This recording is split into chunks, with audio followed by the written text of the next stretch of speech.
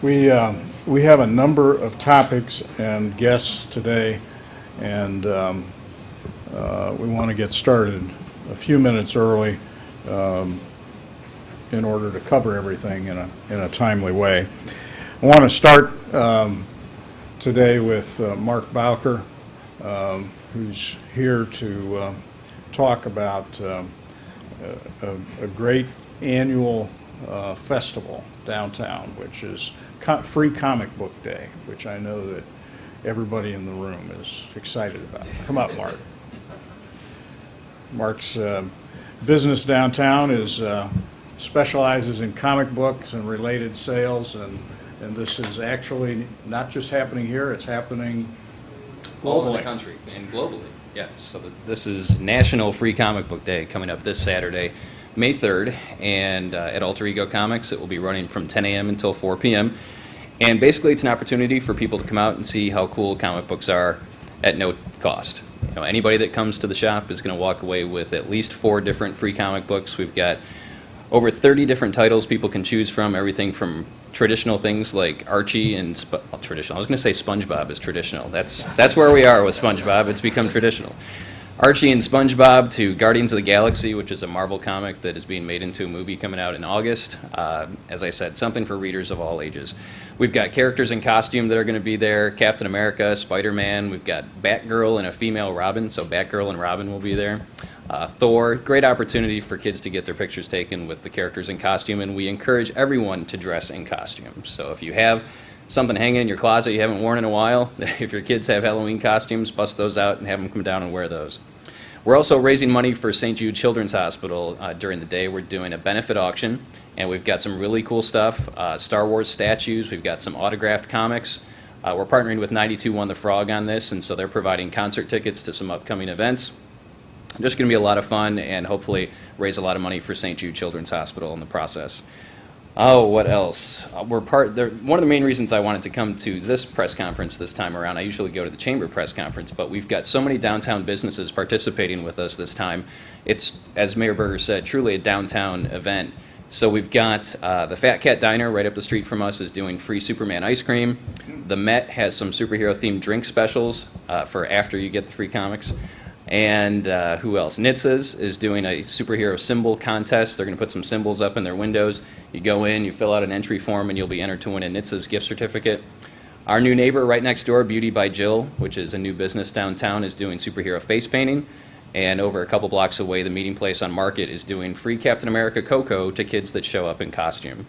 So it really is a downtown event. Put this together with Touch a Truck over at the library, which is also happening on Saturday. Motown in the downtown Saturday night. There's just so much going on downtown. We hope that everybody comes out and participates. Terrific. Thank you.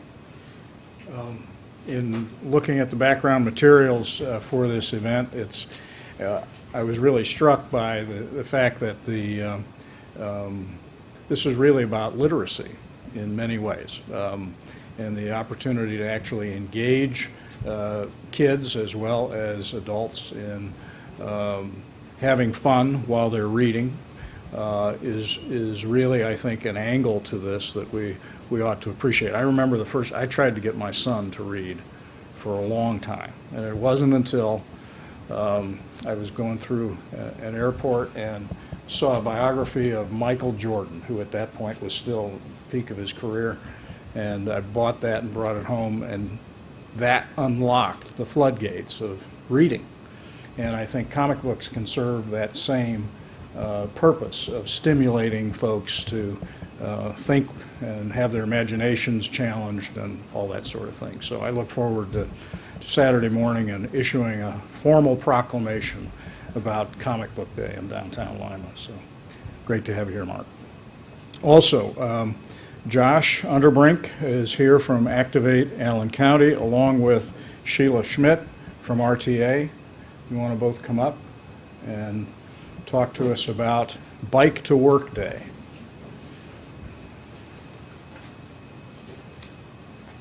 Thank you. Morning. Next Friday, May 9th, we have our Bike to Work Day event. It'll be right here at the town square in downtown Lima. We encourage anyone that either lives in downtown, that may work outside of the downtown area or that lives outside of the downtown area that works downtown to stop here at the town square by our booth. We'll have Cranker's Bike Shop here doing some bike safety checks to make sure that bike chains, spokes, and everything are properly secured for the spring and the summer season.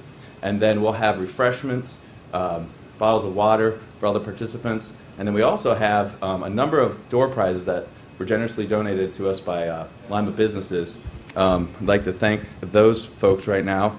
Alter Ego Comics, Cranker Cycling, Grow Me CDs and Tapes, the Lima YMCA, Pickles Blues Festival, Sam's Club, The Meeting Place on Market, Walmart, and the Wingate by Wyndham have all stepped up to give some great door prizes for anybody who stops in and puts their name in the hopper. And there's also a really nice opportunity for anyone that may be riding a little too far out of their way. RTA has a great announcement how they're going to support Bike Week next week in Allen County by supporting us by allowing some free rides. So I'll turn it over to Sheila Schmidt, and she can tell you a little bit about that. Thank you. Thank you, Josh. And like Josh mentioned, we do want to support the community and the bicycle community. I'm from a larger communities that's very important, and I'm seeing that grow a lot. So we are excited to partner with Josh and offer free bus rides with anybody who is riding their bike for this week. We're not only going to do it for Friday, we're going to do it Monday through Friday. And hopefully hopefully the weather will hold out for everyone. But we do have 7 fixed routes in the Lima area here. We transported, our ridership was over 275,000 riders last year in 2013. So for a city of a population of under 40,000, I think that's just awesome. And we do have bike racks on all of our buses, all of our fixed route buses. So we would like to encourage people to get out and leave the car at home and ride their bike to work or to wherever they need to go. So we do have flyers up around the community saying that if it's just a little bit too far for you for the first time, you're more than welcome to get on an RTA bus and ride for free that day to whatever destination you have. Okay, so how would that work? Somebody lives out, say, they live out in the township somewhere, and they need to know where those fixed routes are. Do they need to find that on your map? We have a website also, the RTA, Allen County RTA website that has all the maps and the times that they come through there. So that's very accessible to anyone who has a smartphone. And then also we have maps here down at the terminal as well that are for free. They can stop by and pick up. So they ride their bike into where the fixed route is. Right. Put the bike in the rack and then ride it downtown. Ride Correct. the bus downtown. And even on our website, there's instructions of how to use the bike rack on the buses. It's very simple. You just, there's a yellow handle. You just pull it down, set your bike up there, pull a strap on the front tire, and that's it. It's secured. It's right on the front of the bus, so you can see it at all times. Okay. Okay. Great.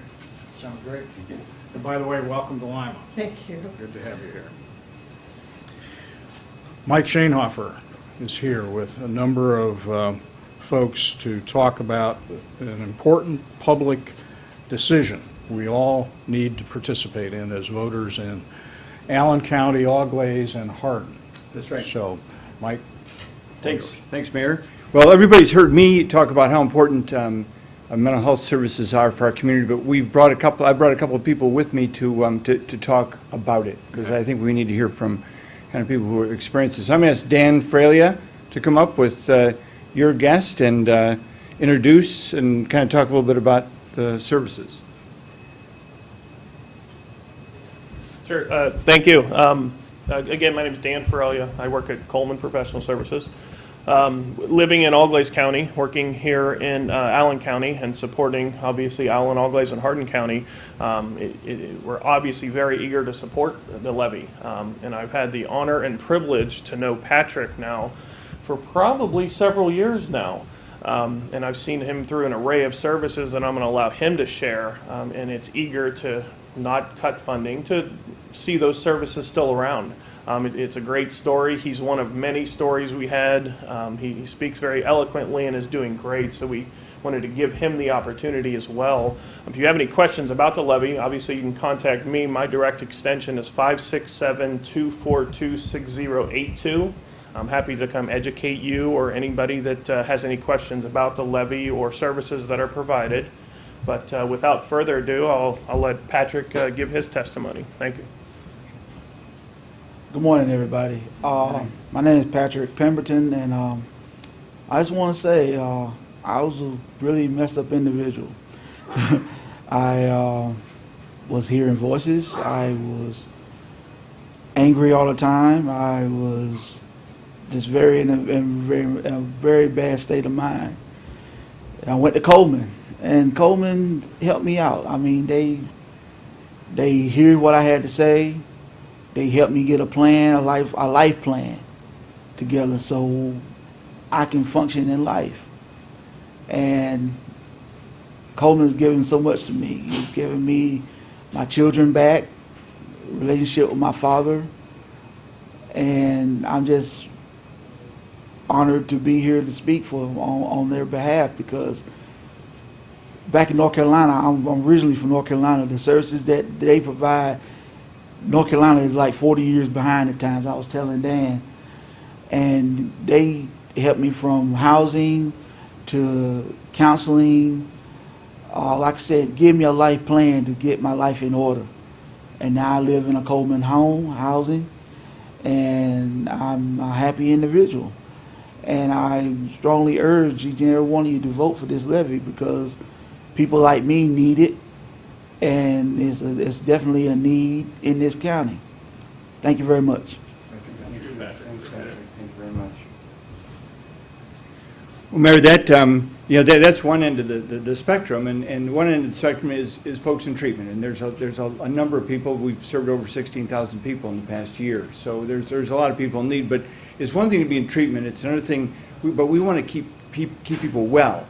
And we introduced recently the PAX Good Behavior game, which I'm totally excited about.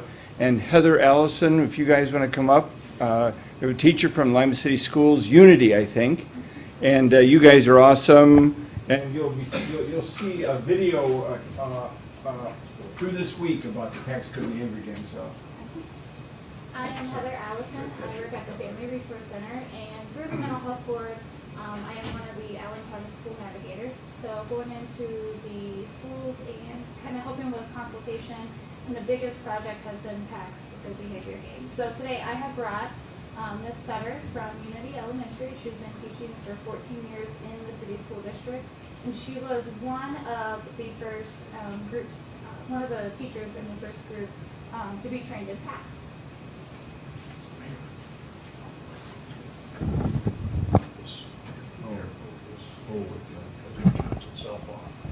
Oh gosh, that's not good. Okay, well, I brought a picture of my students, and these are my PAX leaders. So, Heather, will you hold that up? Just because I'm a visual person, I like to see what somebody's talking about. I guess that has to do with being a teacher. But anyways, at the end of the school year last year, our social worker, Sarah Horseman, emailed all of us asking us if we were interested in going to training for this new behavior game called PAX. And obviously, she was offering for us to go and do it on vacation. So my first thought was, something else to learn. And my second thought was, do I want to sit in a training all day? And my third thought was, that's really close to the start of school. Can I give up a day? Well, I stand here telling you that after weighing all those hesitations, I'm very glad that I decided to take part in the training. And I guess you could say I was one of the willing victims that went to the training.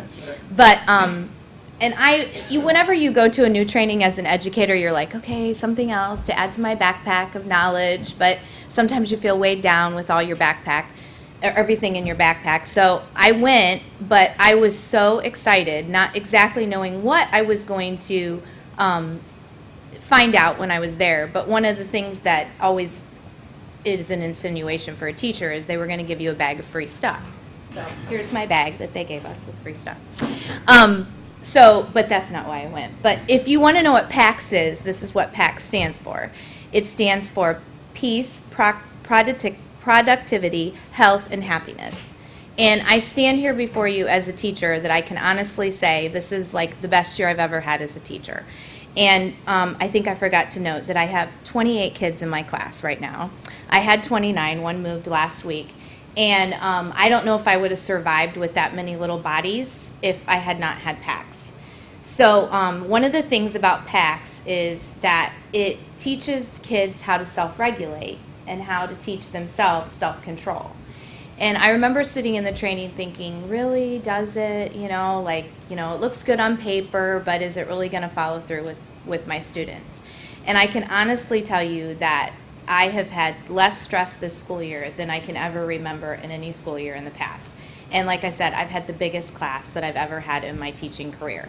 So I have second graders is who I teach, and I will definitely have a hard time letting them go on the last day of school.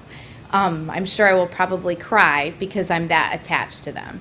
And as you can see, there they are. And they know that I'm here talking to you today. There's a sub in our room right now. So they asked me this morning, how'd your meeting go with the governor? And, and I said, you mean the mayor?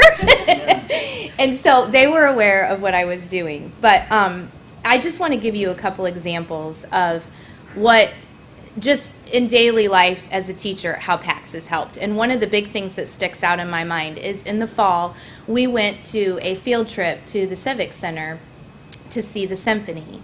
And if you know any teachers, you don't really like field trips, not because they're not fun, but because you lose all control, because you have to put all these little bodies on a bus, and then you have to make sure you don't lose anybody. And even though I always take my first aid kit, you don't want anybody to get hurt, and you don't want to be embarrassed by their behavior out in public. So when we went to the symphony, I had about 25 kids at the time. And there were kids from all over the county at the Civic Center that day to see the symphony. And I would have to say that my kids were the best behaved. And what you do is you blow your harmonica. This is how you get them to pay attention to you. And so you blow it, and you pick your own sound for whatever you want. So my sound is, and when I play my harmonica, then they automatically put 2 fingers up like this, and they're supposed to put their eyes on me. Well, at the field trip, I took my harmonica, and it was like magic, because whenever I wanted them to be quiet or I needed to announce, we're about to go in, we're going upstairs, you need to be careful, watch out for your buddy, because I always partner them up with somebody. All I had to do was blow my harmonica, and I had their attention immediately.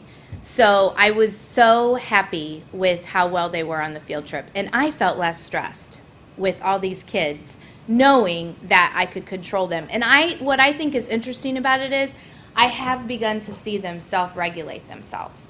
Like, they'll ask me, Miss Vedder, it's getting noisy in here, blow your harmonica, please blow your harmonica. So they see the need for it, and then all I have to do is say, I can use the vocabulary too. I can say, PACS leaders, I need to see PACS leaders in the hallway, and they'll put their fingers up and they'll get quiet. Not all the time. I don't want you to think I'm delusionally acting like it's perfect, but for the most part, the majority of the time they do it. Another story that sticks out in my mind is we do popcorn on Fridays at our school, and a student came in and wanted to buy popcorn for themselves and somebody else. We call our class family. And they're like, Miss Vedder, I have $2. I want to buy popcorn for me, and I want to buy popcorn for another person.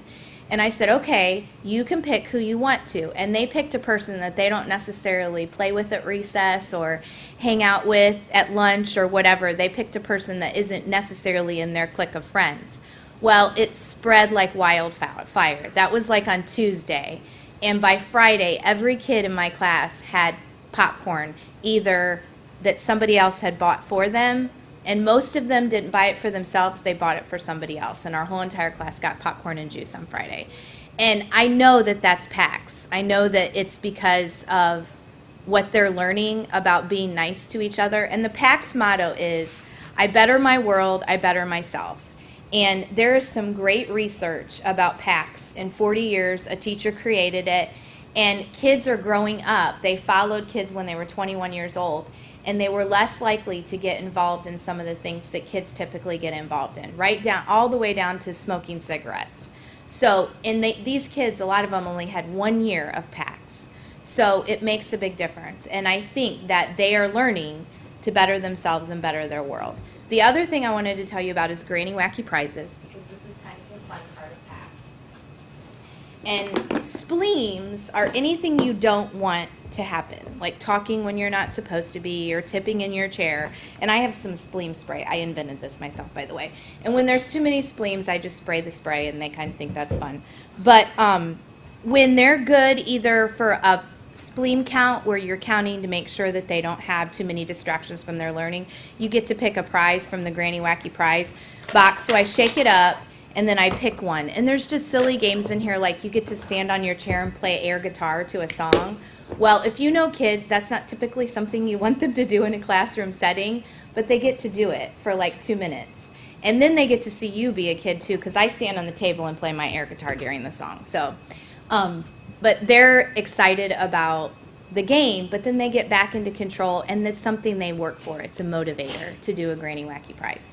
So I stand here as a PAX believer, and I know we wouldn't have PAX training if it wasn't for the training that we got. And I feel like every teacher should be able to be trained in this, because I feel like it makes a huge difference in your classroom, for your students and for you. And I just want to read the PAX promise to you before I close. I'm a PAX leader, as you will see, so I better my world and I better me. I honor PAX words and deeds. I offer help and stop harm and blame. I make my amends and rejoin our PAX aim. I find trusted guides to show me a PAX way. I strive to improve PAX each day. I am proud to be a PAX leader at school, at home, at play, and in the world. I better my world and I better myself. Thank you very much. So that's what this levy is all about. It's all about keeping kids and families safe and treating people who are in need. And we've got more than we could talk about in one news conference, but I thought I'd bring that to you today. Thank you very much. Thanks, Patrick. Thanks to all of you that spoke. 5 years ago, I believe, Mike Schoenhofer stood in front of our community and publicly declared that as the state was cutting resources for mental health, that people would die. I believe that prediction was proven correct, that the kind of crises that we find for folks who lost mental health services precipitated early death and real pain.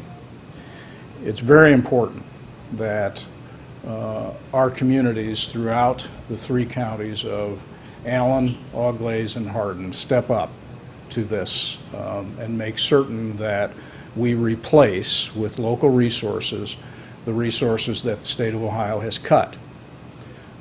It's important that we take care of our own, and it's from a wellness perspective. We just heard Ms. Fetter talk about the training that's available and that will continue to roll out to our children and students, and then we also, with Patrick's testimony, have some insight into the level of treatment opportunity that's available throughout our counties as well. So very real services provided to a broad spectrum of our community, and it's important we vote for this levy throughout the counties. So thank you all.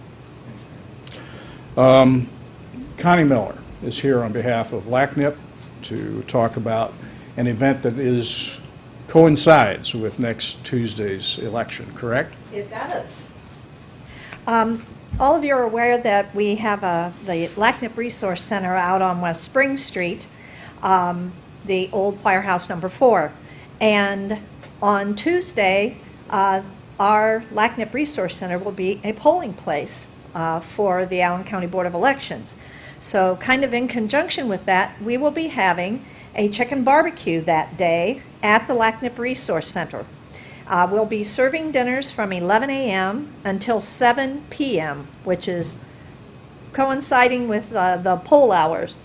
The added thing that we will be doing is any business or any individual who orders 5 or more chicken dinners will make arrangements to deliver those to your workplace or your home, whatever the case may be, and that can be for lunch or for dinner. The dinners are $8, includes half a chicken, 2 sides, and a roll, and you can come and drive through and pick up your dinners, or if you order in quantity, we'll bring them to you. And if any one of you would like flyers, I'd be glad to give you some. And So in order to make their orders, how do we do that? you can call the LACNIP Resource Center 419-302-4166, or you can call Connie Dersham at the City of Lima at 419-221-5177. She's our neighborhood specialist.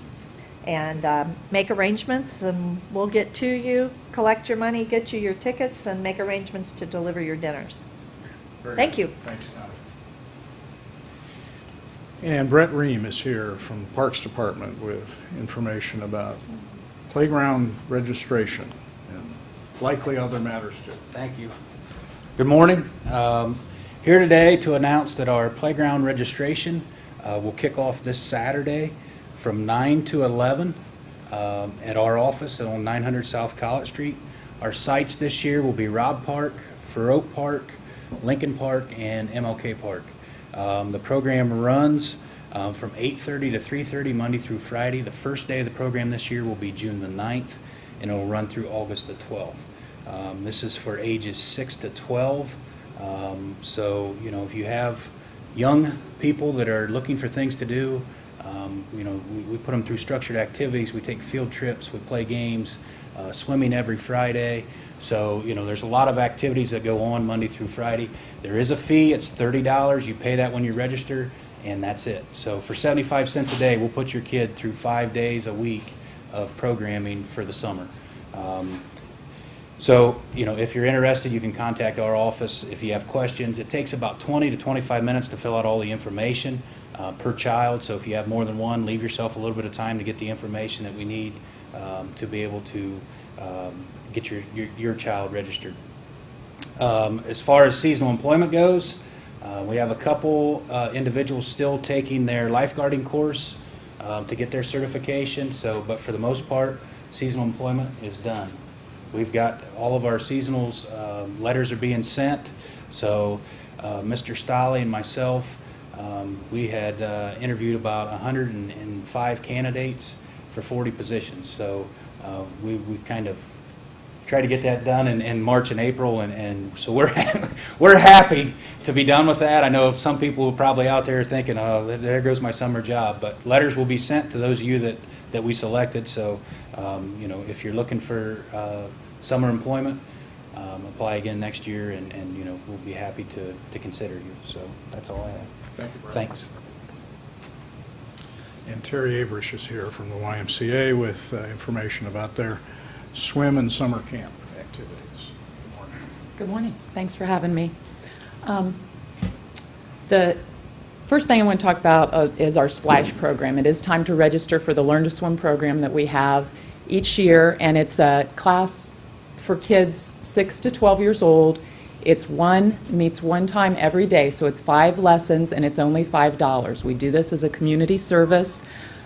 We are very thankful to CUPE for helping to sponsor this program every year. This year we've also added a junior splash. That's for ages 3 to 6, and that class will meet either at noon or at 4 o'clock, but we're trying to reach out a little bit more. Learning to be safe in the water is very important. Last summer, 2013, there were over 200 child-related deaths, that's under 15, in the pools, and Ohio was ranked number 4 in these deaths, behind Texas, Florida, and California. So it's really important to get kids to learn to be safe around the water, learn to swim, and learn some basic swimming skills. And again, this is only $5 thanks to CUPE sponsorship, and people can sign up online. Go to limaymca.net. They can come into the Y and pay and register for these classes, but they do fill quickly. Again, it's June 2nd to the 6th, so we hope to get some people to register and get those classes filled. Also, we have Challenger British Soccer Camp coming up June 9th to the 13th, and this is for ages 3 to 18. We have a lot of different groups that meet at different times in these camps.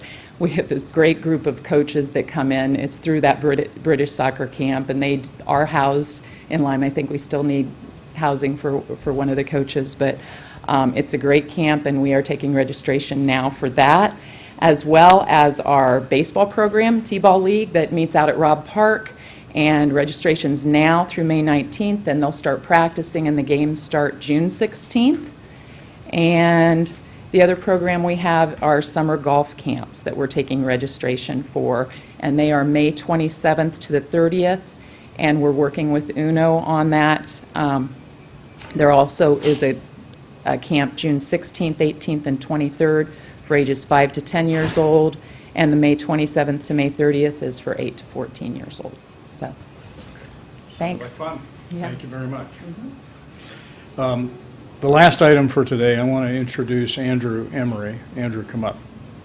Andrew is part of the Optimist Club Youth and Government Day, and he had no idea. He's from Spencerville High School. He's a junior, and as I do each year, I surprise the student that gets assigned to me with the opportunity to give a public address.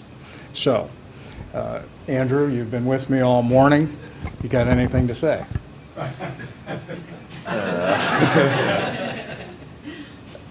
How's the experience of being with the mayor? It's pretty cool so far. And he was with me, by the way, for a breakfast at actually Lima Senior High School this morning, and then he's been spending some time just chatting about the community. Yeah, it's been pretty cool. I got to learn some stuff about being mayor, and I don't know. It's all right. I really didn't give him an opportunity to think about it. Andrew is, as I said, a junior at Spencerville. He plays football and track.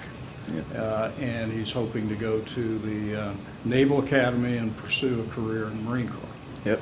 And, so it's great to have you here, and he's going to join the rest of the students at the Optimist Luncheon, where Mike Caprella has arranged everything for them to have a good time. So good to have you here. Thank you.